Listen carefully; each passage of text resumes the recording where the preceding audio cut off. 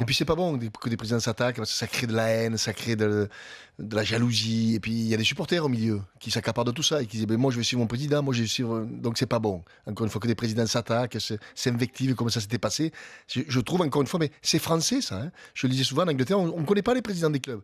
Et là, on parle plus des présidents aujourd'hui dans le monde du football que des entraîneurs. Tu trouves ça plus normal en fait que deux entraîneurs s'écharpent un petit peu après un match au niveau de la tension? Oui, à la limite, c'est pas bien parce qu'on doit montrer le respect. Quand tu es professionnel, quand tu es médiatisé, il doit y avoir ce respect, cette exemplarité que tu dois mettre en avant aux yeux des gamins, etc. etc.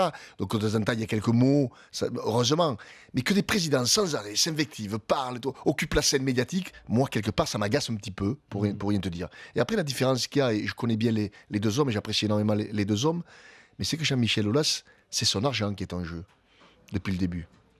Et Vincent Labrune, permettez-moi l'expression, c'est pas son argent.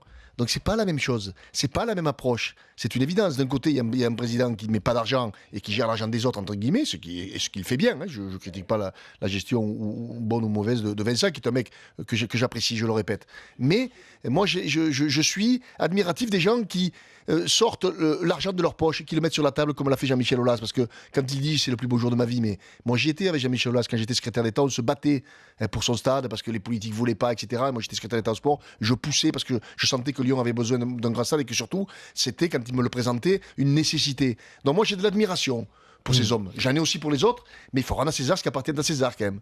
Aujourd'hui Jean-Michel Aulas, je le répète, c'est son argent qu'il a mis sur la table.